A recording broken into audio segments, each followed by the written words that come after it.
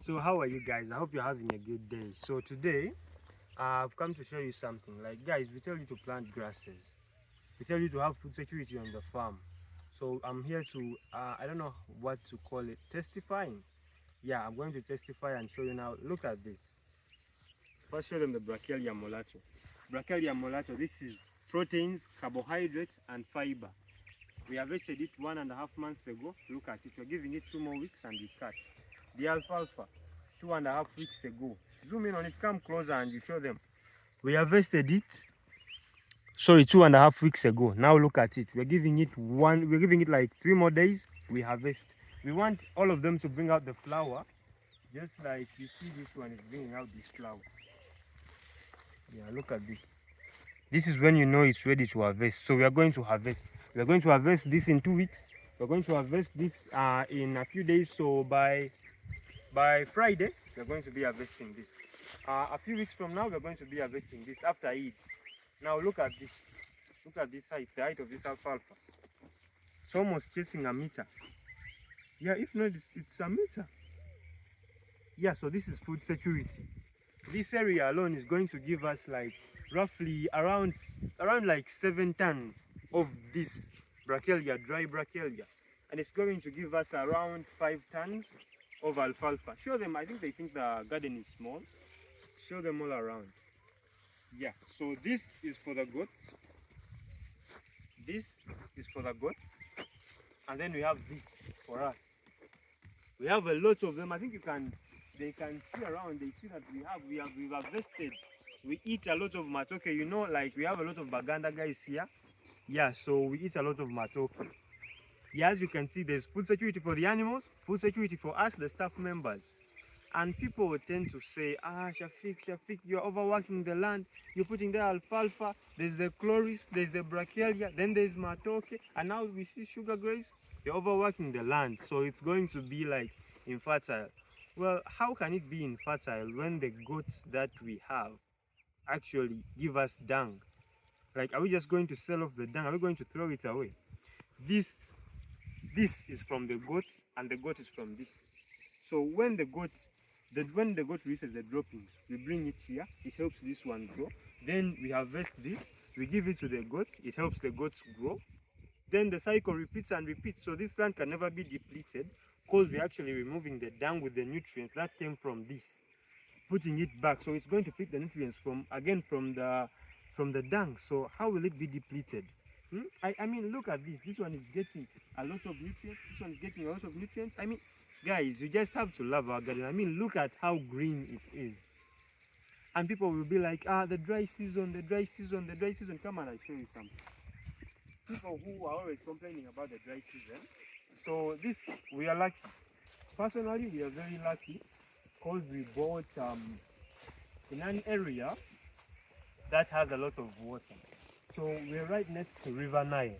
This here is River Nile, and at the extreme end there, I think the smoke is covering it, but there are mountains there.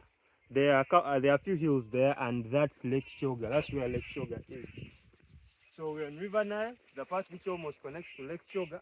So we have a lot of water. The land is always wet. And when we actually need to, when the dry season is very, very serious, we have a water pump. We have a water pump that we put there. We clear an area. We get the water pump, then we start irrigating. We don't irrigate because of this. The brachialia is very drought resistant. And then we have the chloris Diana, which is like the queen of drought. It doesn't even feel the drought. But the alfalfa, this, come here. The alfalfa is great. Like, we only talk about the good side of alfalfa, but it's not very drought resistant. So when the drought hits and you don't irrigate, the harvests drop quite rapidly. If you were getting around 5 tons, you'll start getting like 3 to 2 tons because of the lack of water. As you can see, this plant, it's filled with water. It's like the dodo we have. It's filled with a lot of water, so it needs a lot of water.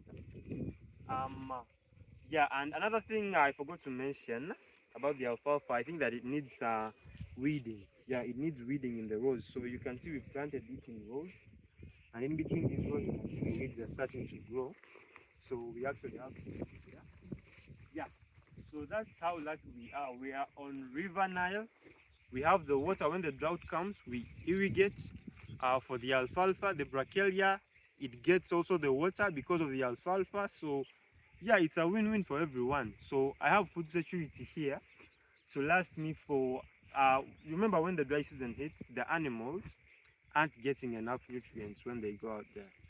They eat, but the grasses are very few. So we have to supplement with all these, the chloris, the brachialia, alfalfa, then the sugar grains.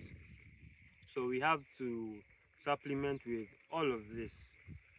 And that's why we actually take it very seriously. That's why we irrigate, that's why we weed, that's why we do everything. But if you're looking for a high resistant grass and you're not into the meat, you don't want your animals to grow as fast as they would if they had alfalfa. You want a cheaper solution that's low maintenance, it's the brachialia. But if you want premium results, high super quality results, it's the alfalfa. And yeah, that's all. I wanted to show you around our garden to see that when you have goats, you cannot overwork the land. When you have goats, you cannot overwork the land. Even if you mix, even if you decide to put here purples, they can grow.